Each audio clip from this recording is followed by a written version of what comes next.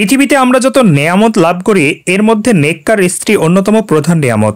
স্ত্রীর নেককার ও চরিত্রবান হলে পরিবারে জান্নাতি আবেশ বিরাজ করে, অন্যথায় শান্তির পরিবার হয় সাক্ষাৎ জাহান্নাম। তাই তো হাদিসের ভাষায় নেককার স্ত্রীকে উত্তম নিয়ামত এবং মহা সৌভাগ্য বলা হয়, আর বদকার স্ত্রী হলো দুর্ভাগ্যের খোলা দরজা।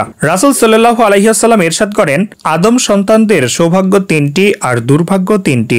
সৌভাগ্য তিনটি হলো দিনদার নেককার স্ত্রী, ভালো বাসস্থান, ভালো সাওয়ারি বা বাহন। আর দুর্ভাগ্য তিনটি হলো খারাপ স্ত্রী, খারাপ বাসস্থান ও খারাপ সাওয়ারি। একজন নেককার স্ত্রী মুমিনের জীবনের সবচেয়ে বড় অর্জন। হাদিসে এসেছে, আল্লাহর ভয়ভীতি অর্জনের পর একজন মুমিনের সবচেয়ে বড় অর্জন একজন দিনদার নেককার পূর্ণবতী স্ত্রী। স্বামী তাকে কোনো কাজে আদেশ দিলে সে তা পালন করে, তার দিকে তাকালে সে তাকে সন্তুষ্ট করে এবং যদি সে তাকে কসম দিয়ে কিছু বলে সে তা পূর্ণ করে। আর স্বামীর অনুপস্থিতিতে সে তার নিজের সম্ভ্রম এবং স্বামীর মালের হেফাজত করে। আর এক হাদিসে এসেছে, দুনিয়া ক্ষণস্থায়ী, আর দিনদার পূর্ণবতী স্ত্রীর চেয়ে উত্তম ও কল্যাণের কিছু এখানে নেই।